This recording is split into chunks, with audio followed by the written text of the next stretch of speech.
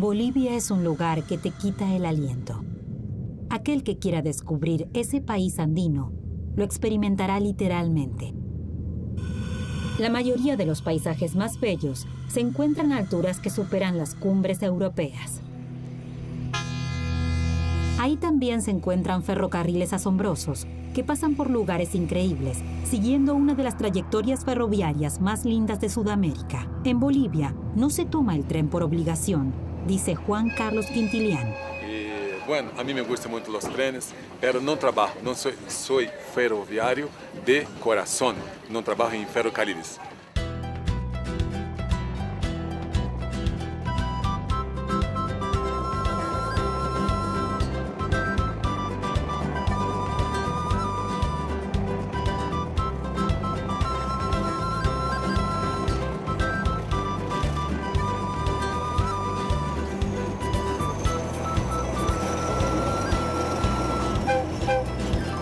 Para nuestro viaje a través de Bolivia, escogimos el tren, que antes era el medio de transporte más cómodo y hoy, gracias a las nuevas rutas, por lo menos el más seguro.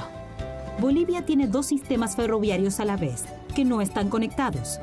En las tierras altas al oeste de los Andes está la ferroviaria andina. En las tierras bajas de Bolivia, la ferroviaria oriental. El trayecto más importante para el comercio boliviano conecta Santa Cruz con las ciudades fronterizas de Brasil y Argentina, Quijarro y Yacuiba. A través del recorrido de vía sencilla, se surte a todo el país con aceites minerales y bienes industriales. En ambos trayectos, los trenes de mercancía circulan varias veces al día, mientras que los trenes de pasajeros solo circulan cada 2 días desde y hacia Santa Cruz. Los alrededores de Quijarro, una ciudad fronteriza en el Pantanal boliviano, es uno de los humedales continentales más grandes de la Tierra. Aquí se encuentra el único puerto del país. Conecta a Bolivia con el Atlántico a través de 1.500 kilómetros por el río. La tranquilidad del puerto engaña con respecto a su significado verdadero, según opina José Luis Vázquez. Cuando no cubre Torino, no tiene, hay mucha demanda de la ferroviaria, se acude a los camiones y se acude también a los recursos, a los cisternas para poder abastecer, que no se abastezca Santa Cruz, toda Bolivia, que es lo que se requiere, que no falle, ¿no? Una importancia que no se revela de manera implícita al mirar este puerto pintoresco. Dando una vuelta por el mercado de Puerto Quijarro, se encuentran los mismos productos que en los humedales de los ríos del Amazonas y el Río de la Plata. Si por Montevideo también se va a Tarija. Esta es la comida de dentro de unos meses. Los clientes compran estos pollitos para cebarlos y sacrificarlos cuando han adquirido el peso suficiente.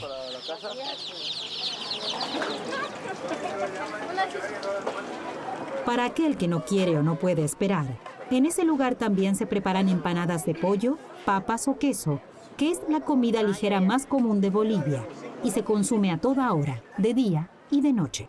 Lo que sea que se ofrece en el mercado se prepara al momento, ante los ojos de los hambrientos clientes.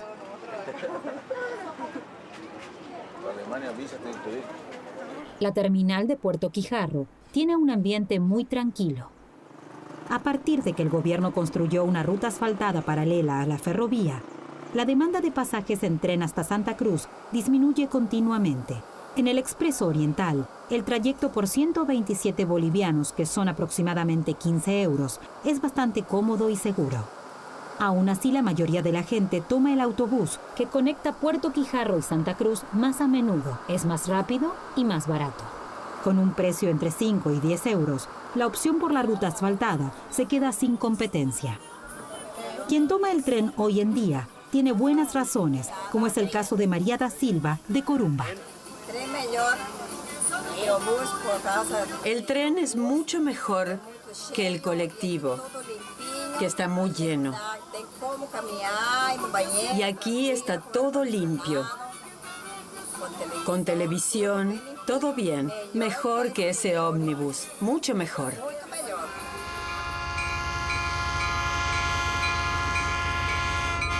Salida del Expreso Oriental a las 13:20.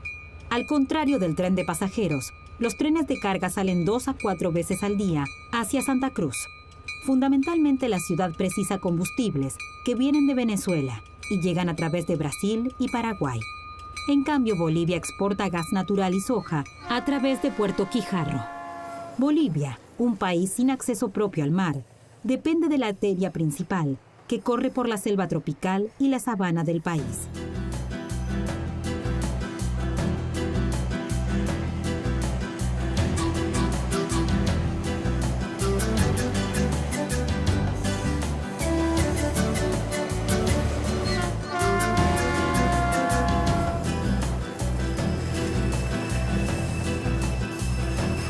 El tramo de Quijarro a San José es la parte más linda del viaje en tren, en las tierras bajas de Bolivia. Sin embargo, se precisa un poco de suerte y una salida puntual para ver esta parte de Bolivia con luz de día. Aquí, apenas debajo de la línea ecuatorial, ya a las 6 de la tarde baja el sol, muy rápido y con un crepúsculo muy corto.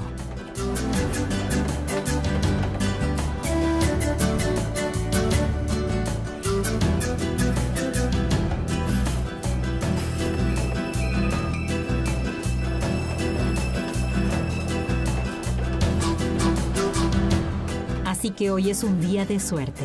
El tren sale puntualmente. Aún así, no todos tienen la posibilidad de apreciar la belleza de las tierras bajas bolivianas. En el camino, vale la pena una visita a San José, a 290 kilómetros de Santa Cruz. Alrededor del año 1750, los jesuitas fundaron la misión de San José de Chiquitos. El estilo de los edificios es una mezcla entre la arquitectura sacra occidental y las construcciones tradicionales del pueblo indígena originario, los Chiquitos. Desde 1990, las 6 misiones que aún hoy existen forman parte del Patrimonio de la Humanidad de la UNESCO.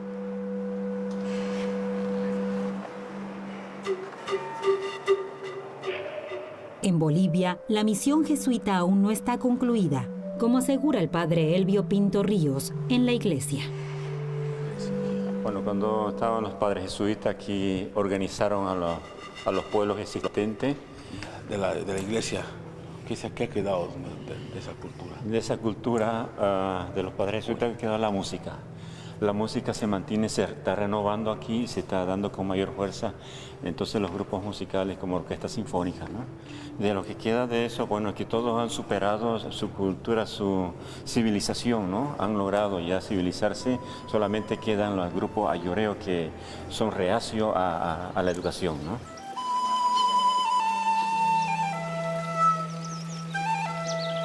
Aproximadamente 700 kilómetros más al noroeste, uno encuentra aquellas culturas indígenas reacias, los que, según Elvio Pinto Ríos, hasta hoy no se quieren unir a la civilización jesuita. Según la leyenda, el dios del sol, Inti, llevó a la tierra a su hijo, el primer inca y su mujer, aquí en la Isla del Sol. Como es sabido, los creyentes en la Pachamama crearon el reino poderoso y culturalmente muy evolucionado de los incas, mucho antes de la llegada de los jesuitas. A partir del siglo XVI, los misioneros de Europa construyeron iglesias encima de los centros de culto de los incas, por ejemplo en Copacabana, en la orilla del lago Titicaca. Hay más lugares de culto que han sido destruidos o sobre los que los colonizadores construyeron edificios. La montaña sagrada de los incas en las alturas cerca de Copacabana es hoy en día un calvario católico. Pero alrededor de estatuas sacras de vírgenes y crucifijos, los indígenas todavía se mantienen reacios. Altares para la Pachamama, velas de colores de las brujas y los chamanes, rojo para el amor, verde para el trabajo o azul para el estudio. Piedras de los mismos colores para un efecto más duradero de la magia. Y eso en un país rigurosamente católico como Bolivia. Pero no solamente las misiones jesuitas han sido valoradas por la UNESCO. A 120 kilómetros al suroeste de Santa Cruz, el fuerte de Samaipata logró convertirse en Patrimonio de la Humanidad de la UNESCO. Sin embargo, Hasta hoy en día apenas un 10% de este centro religioso inca ha sido excavado. Se trata de un impresionante conjunto arquitectónico. Bueno, hay, digamos, como decir, la Pachamama, la tradición de la gente antigua, o sea, gente mestiza que está, digamos, del origen del Inca, ¿no? Digamos, la gente que ya está un poco civilizada, todavía creen en los cultos, o sea, en la Pachamama, en los vírgenes, virgen, como decir, Virgen de la Candelaria, Virgen de Cotoca, o sea, en esas creen, entonces hay las creencias de gente originaria. Tiempo de partir de San José. Todavía no hay respuesta a la cuestión de cuándo los últimos indígenas se van a unir a la civilización del padre jesuita, si es que lo harán.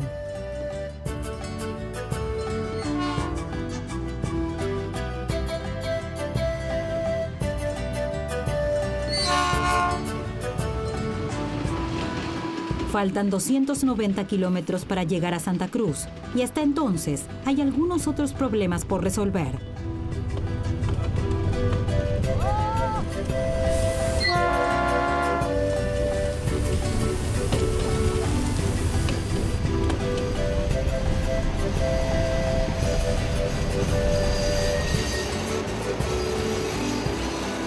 En la ferroviaria oriental no hay coche cama, pero sí asientos cómodos. Para este viaje nocturno debería bastar. A las 5:30 se supone que llegará el tren a la terminal de Santa Cruz. Todavía falta. El expreso se hace esperar. En cambio, la competencia de las rutas asfaltadas ya está en camino rumbo al destino.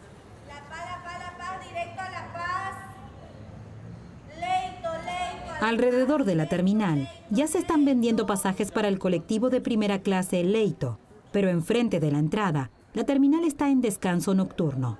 Las puertas de la terminal están cerradas e incluso los perros se enteraron de la demora del tren.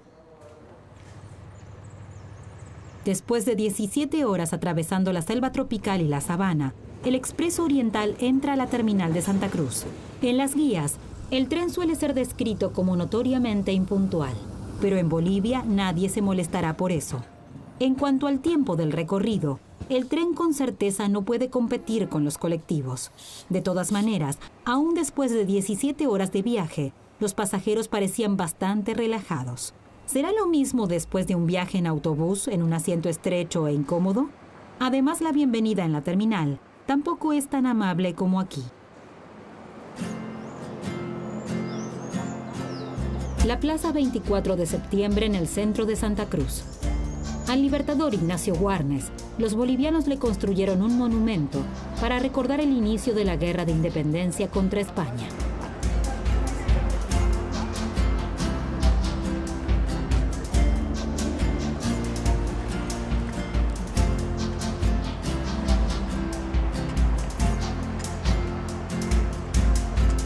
Como en todos lados en Bolivia, la plaza principal es el lugar donde se demuestra el estado de la comunidad. Según eso, a Santa Cruz le va magnífico. Mientras más uno se aleja de la plaza, más pierde la ciudad el carácter colonial que aún conserva en el centro. Las fachadas de las casas se vuelven más sobrias, el tráfico cada vez más denso y las diferencias entre las clases sociales cada vez más notorias.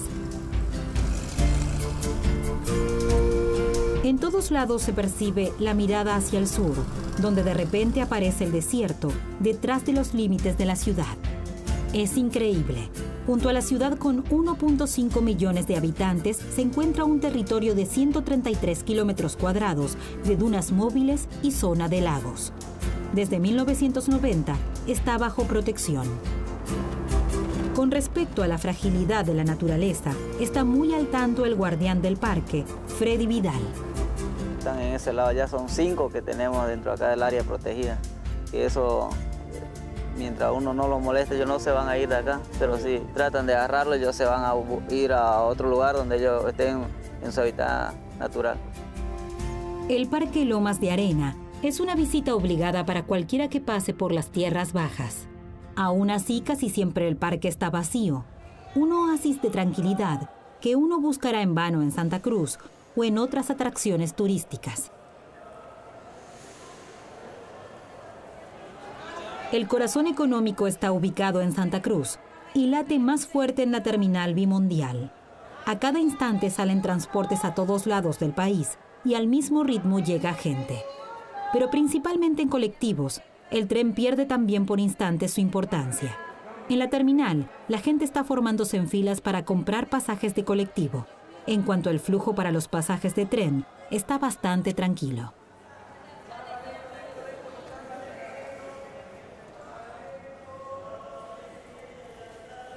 Tener la competencia bajo su techo no parece ser un modelo de éxito, pero la ferroviaria no tiene otra opción.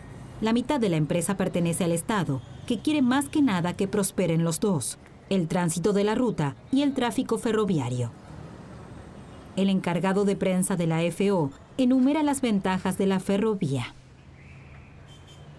La única diferencia que nosotros competimos es por la seguridad que brindamos, responsabilidad y el confort. Después los buses en sí son buenos, los irresponsables son los choferes, ¿no? Los buses son buenos. Nuestro servicio de trenes, por tema de vía, es que no podemos correr a una velocidad, como decir, 100 kilómetros por hora como lo hacen los buses. Nosotros vamos en una marcha de 60 kilómetros a la hora, con un promedio de 45 general, ¿no? Tan viejas como el veterano de la terminal son las vías del tren, del siglo XIX. Las locomotoras diésel que están en servicio se construyeron hasta 1962. Aquel colectivo ferrovial de MAN en Alemania apenas lo habilitaron en el 2010. En ese entonces, ese modelo de un colectivo transformado ya pertenecía a la vieja guardia. La variante, adjuntarle un viejo vehículo sobre unas vías de tren que aún hoy están en servicio. Precisamente en uno de los paisajes montañosos más lindos de Bolivia, entre Sucre y Potosí.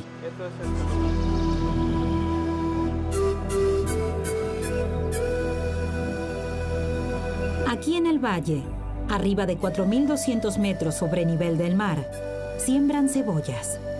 Los árboles llegan hasta una altura de 4.700 metros, si es que la gente los planta ahí. Y de repente por ahí, algo se mueve entre las rocas. Un ferrocarril, un microbús sobre la vía férrea.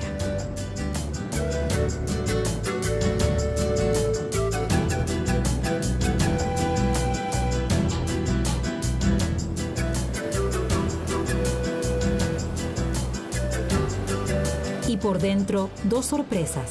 La primera es que este peculiar vehículo es de la marca Mercedes. La segunda es que en este típico sitio de turismo mochilero parece que los únicos pasajeros son lugareños. El tramo de Sucre a Potosí fue diseñada sobre todo para atravesar pueblos que están deficientemente conectados o no están para nada comunicados a la ruta asfaltada.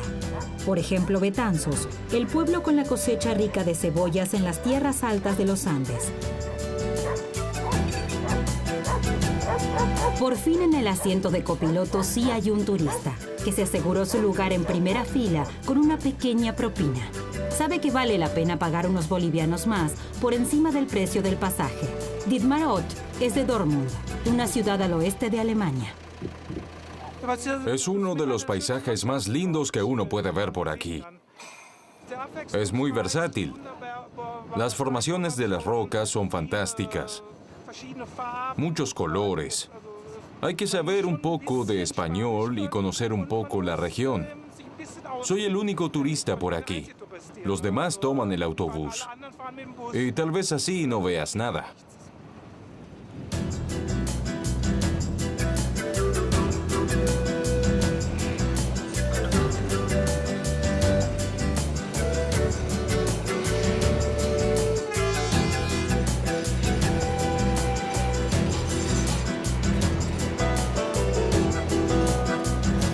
Con el colectivo ferrovial a Potosí, abandonamos la red de ferroviaria oriental.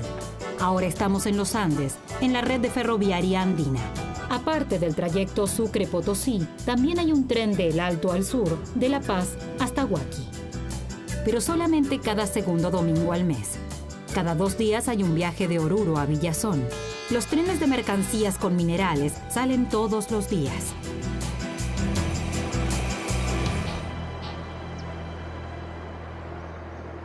Nuestra expedición nos lleva hasta La Paz, la ciudad más grande de Bolivia. A La Paz, uno llega en colectivo o en avión. ¿Y en tren? Estamos a la búsqueda. Vemos muchas cosas bien típicas de Bolivia y nos damos cuenta de que el primer presidente indígena de Sudamérica, Evo Morales, no solo llevó el crecimiento a las tierras bajas del país andino. La Paz tiene un centro histórico hermoso, en el cual aparentemente los turistas se sienten muy a gusto y donde les espera aún que otro motivo para sacarse una foto, como aquí en el Palacio de Gobierno. El transporte predilecto de los bolivianos en La Paz son los taxis colectivos, como aquellos que están aquí en la Plaza San Francisco. También para los turistas es una opción económica y seguramente más cómoda que moverse a pie en el caos de las calles de la metrópolis.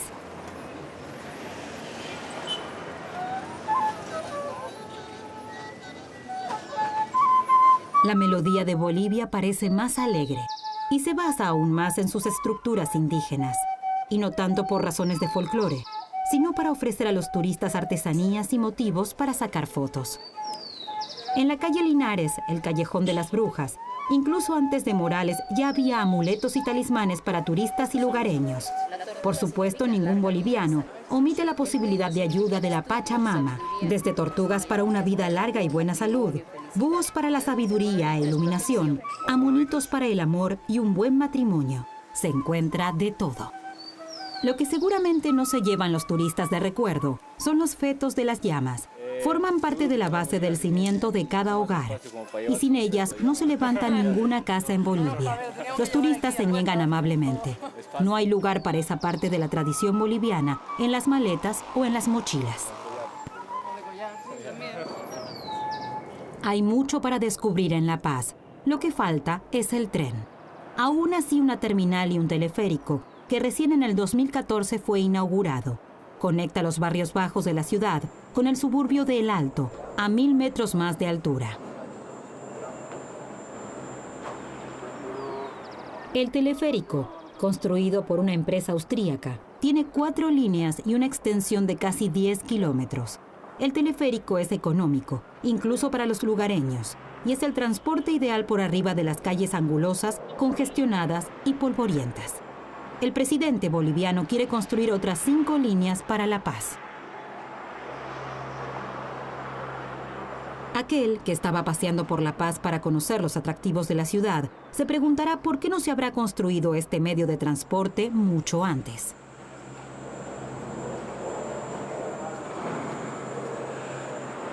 No hay un tren que funcione en La Paz. Quien se quiere ir depende de su propio vehículo o del colectivo. Este lleva a sus pasajeros preferiblemente de noche a Oruro, que queda a 220 kilómetros, y el viaje demora 4 horas. Allí lo está esperando al visitante la estatua de la Virgen María más grande del mundo, que mide 45.5 metros. Desde aquí queremos explorar las sierras altas del sur de Bolivia, pero primero la locomotora del Expreso del Sur tiene que hacer su camino a través del mercado de Oruro.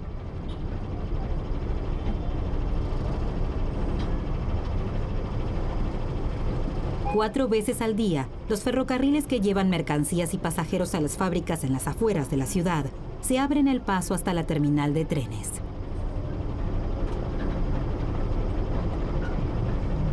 Recién luego de que se hayan retirado todos los puestos y sombrillas, la locomotora puede entrar cuidadosamente al área de la terminal y colocarse delante del tren.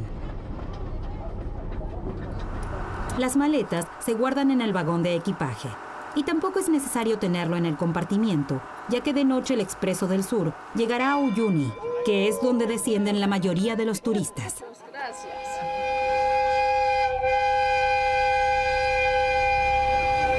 No hay coche-cama en el Expreso del Sur, pero uno duerme en unos asientos bastante cómodos. En cuanto a eso, se parece al Expreso Oriental en las tierras bajas.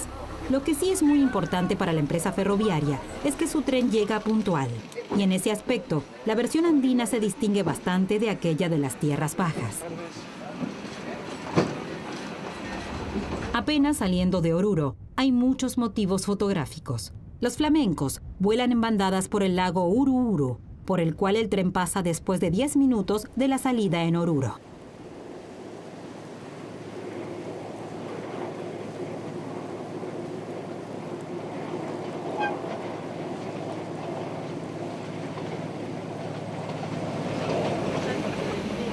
El tren de pasajeros de Oruro a Uyuni es popular sobre todo entre los turistas extranjeros.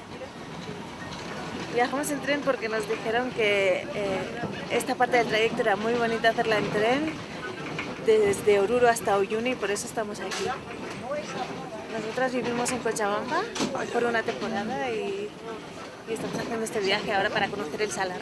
Y pagan 26 euros por persona hasta Uyuni. Cómodo que viajar en Trufi o en un taxi. Más limpio, ¿no? Quizás también. ¿Y qué más? Bueno, y es novedosa la conquista en Bolivia, no hay mucha comunicación así ferroviaria. Tal vez no tanta, pero la que existe invita a viajar y explorar. Por ejemplo, para conocer la región con el mayor yacimiento de litio a nivel mundial. A lo largo de la ferrovía, Bolivia está llenando los vagones del ferrocarril con recursos naturales que actualmente están estatizados.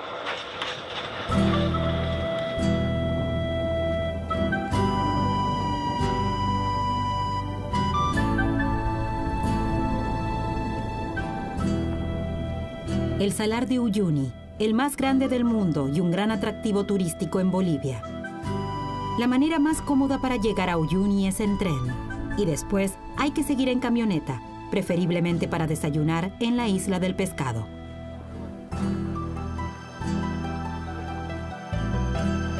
El amanecer o el atardecer en la Isla del Pescado. Ningún turista se pierde en su viaje por Bolivia una excursión al salar y a la isla. Y para completar, una caminata entre los cactus para explorar la isla.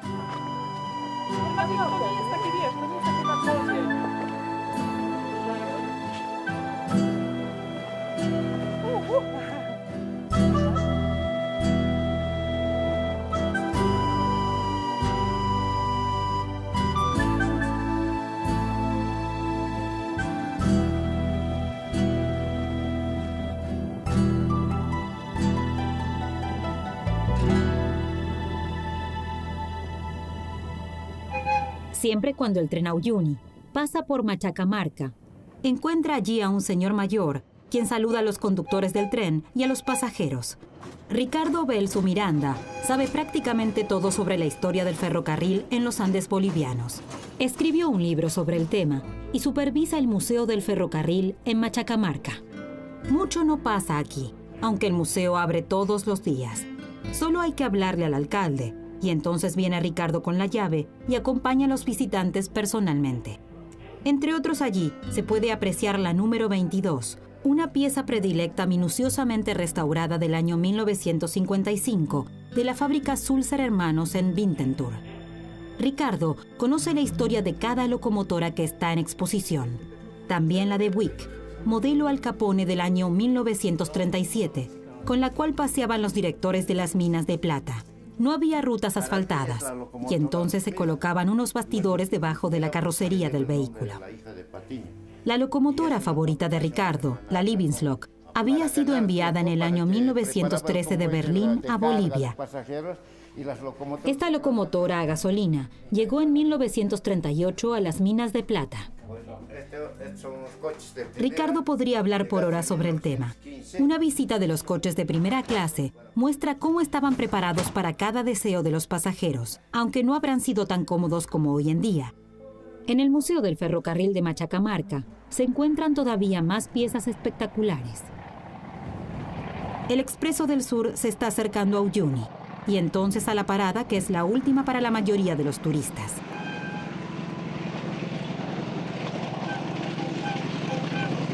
Después de 2 horas de una trayectoria bastante movida en aquellas vías estrechas, la atención no se presta tan solo al paisaje. Por suerte hay un coche comedor, que en calidad es comparable con los europeos. Los amantes de ferrocarriles deberían disfrutar la vista que tienen afuera. Es la única vez que el expreso deja atrás la competencia de la ruta. En el peaje, antes de Chayapata.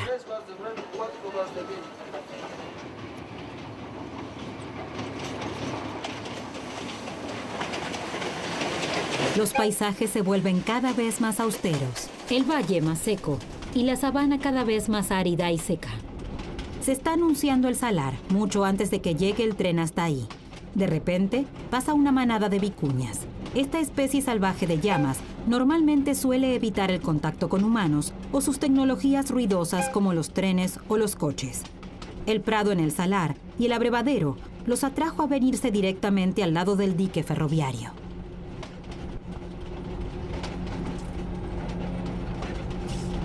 Esta imagen es conocida por cualquiera que profundiza en la historia del ferrocarril en Bolivia. El cementerio de trenes en Uyuni suele ser un motivo que se convierte en imágenes, postales o guías de Bolivia. Alrededor de este conjunto bizarro de locomotoras se concentran muchas historias, y estas historias, lamentablemente, también animaron a muchos grafiteros de numerosos países a dejar sus grafitis. Uyuni no es particularmente una perla arquitectónica, pero sí el punto clave para comenzar la mayoría de los tours en camioneta por el suroeste de Bolivia. Nosotros llegamos en el Día de Todos los Santos, un feriado con un significado especial para todo el país. Es el día en el cual se despiden los muertos. Además, en Todos los Santos se hacen estas roscas en toda Bolivia. Las traen a las tumbas de los muertos, junto con estos panes y muchas bebidas. Los muertos no deben sentir ni hambre ni sed en el más allá. El Día de Todos los Santos comienza puntualmente a las 12 del mediodía. Para entonces, las tumbas tienen que estar decoradas y bien provistas y surtidas. Todavía nos queda un poco de tiempo y lo aprovechamos para una visita en la mina de plata de Pulacoyo, en las montañas al este de Uyuni. La mina de Huanchaca fue la segunda más grande en el mundo en el siglo XIX. De allí se extraían plata, zinc y plomo a una profundidad de 1.100 metros. Los minerales se transportaban hacia el Pacífico. Las locomotoras que se usaron hoy en día están en exposición en el Museo de la Mina misma. Aquí también se encuentra el tren, que fue asaltado por los pistoleros estadounidenses Butch Cassidy y Sundance Kid. Después de su fuga de los Estados Unidos, trabajaban cerca de la mina, pero cuando el trabajo les pareció demasiado cansador, asaltaron un transporte que llevaba salarios para el pago a los trabajadores. Esta número 1 es la primera locomotora de vapor de Bolivia, una locomotora Baldwin, traída de Filadelfia en 1890. Mediodía en Pulcayo. A las 12 en punto se abren las puertas. Arriba de ella la rosca de color negro-azul muestra que hace poco ha fallecido alguien. Por la puerta abierta entra el espíritu del muerto para despedirse. Y cada uno que quiera participar en la despedida también está invitado. El hijo mayor falleció en un accidente hace 7 meses. La familia se despide de él con un banquete. Y por supuesto, cualquiera que pase por la puerta abierta puede unirse a comer. Todos los Santos es un día en el cual nadie en Bolivia tiene que sufrir hambre.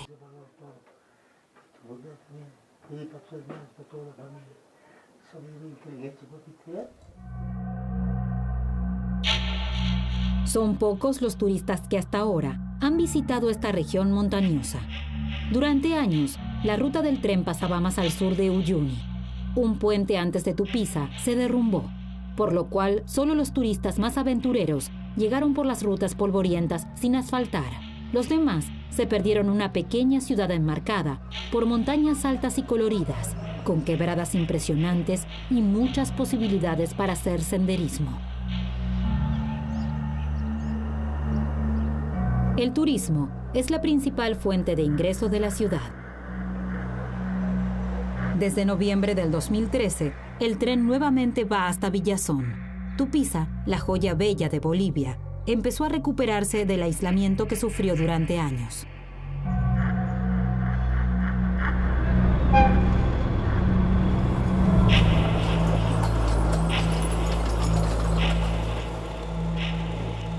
Quienes llegan hasta acá acaban de terminar un viaje de 18 horas en tren, el cual, después del atardecer, no tiene mucho para ofrecer en la oscuridad entre Uyuni y Tupiza.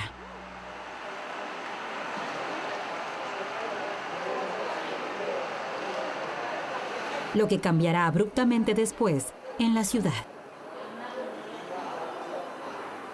Salida del Expreso del Sur.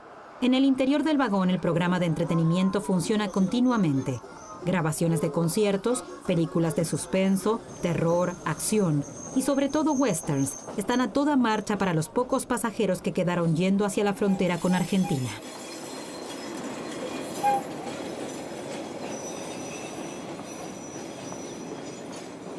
Apenas saliendo de Tupiza, los paisajes empiezan a cambiar de una manera espectacular.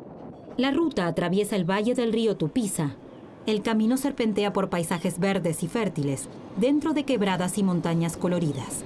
Aquel que mira la televisión ahora se lo pierde.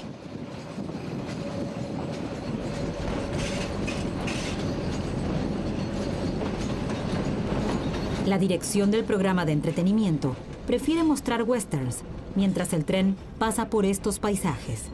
Al fin y al cabo fue aquí donde Sundance Kid y Butch Cassidy asaltaban los trenes. Lo que tiene una razón lógica: bajar rápido de las montañas al valle y después de los asaltos, volver rápido a terrenos intransitables, en donde el ejército tenía mucha dificultad de perseguirlos.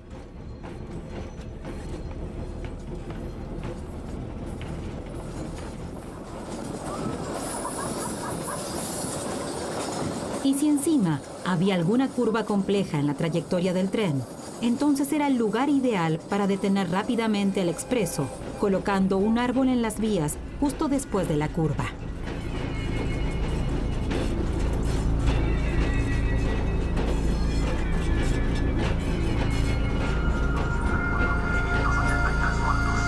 La dramaturgia de la película requiere hoy un incremento de suspenso dentro del vagón. Afuera todo se queda tranquilo, por hoy.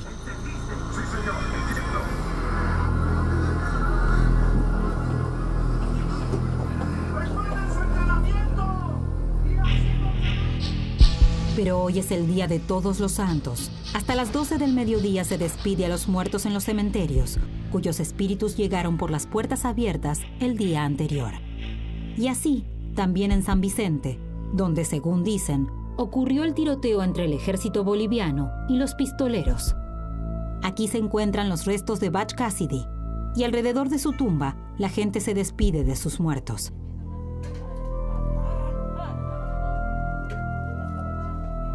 A solo 200 metros del cementerio hay un museo. Es un lugar bastante extraordinario, en donde por lo demás solo se encuentran exclusivamente viviendas de los mineros. En ese austero edificio de ladrillo se ha reunido todo lo que se ha podido rescatar de esos tiempos. Aquí adentro vivía la pandilla de Butch Cassidy y Sundance Kid, por lo menos según las imágenes y los carteles de búsqueda.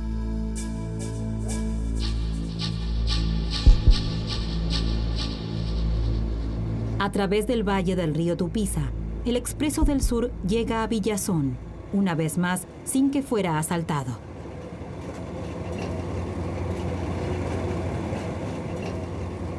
Exactamente 22 horas necesitó de Oruro hasta la frontera de Bolivia con Argentina.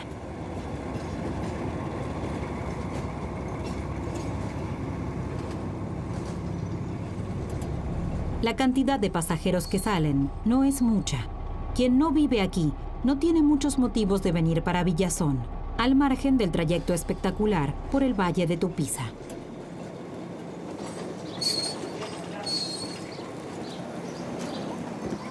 Un tren que vaya a Argentina no existe. Las vías lo dejan muy claro. Detrás del puente para peatones y vehículos de la frontera con Argentina, tampoco hay nada que valdría la pena una visita. Y aún así, la plaza ofrece algo que no se encontraría en ningún otro lugar de Bolivia. No se hace homenaje a algún héroe de la independencia, sino a los constructores de puentes y sus obras por el valle del río Tupiza. Después de años, fue el presidente Morales quien ordenó la construcción de los puentes para reconectar el sur del país con el resto del mundo. Ahora el ferrocarril vuelve a andar sobre puentes seguros por uno de los paisajes más lindos de Bolivia.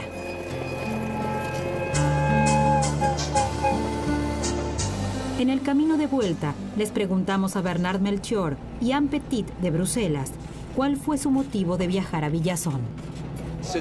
Creo que es maravilloso. Es un viaje a otro mundo. por paisajes muy bellos. Me parece que es muy exótico. Simplemente genial, me gusta muchísimo. Es completamente nuevo, muy lindo, muy exótico. Uno se encuentra en otra época, es como otro mundo.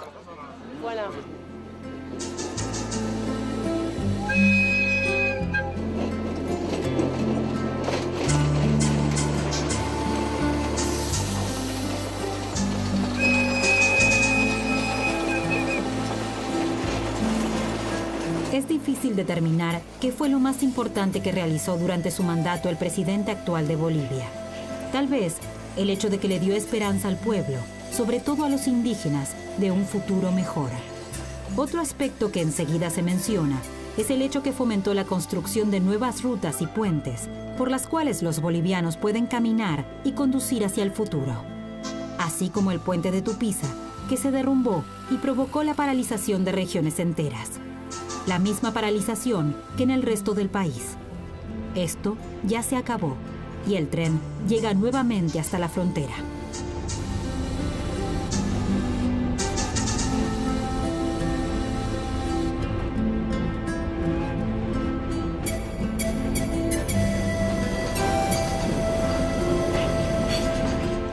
Durante décadas, Bolivia no tenía mucho más para ofrecer que sus paisajes. También esto ya tiene fin.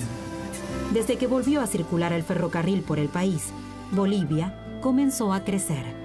Y así es como debe ser.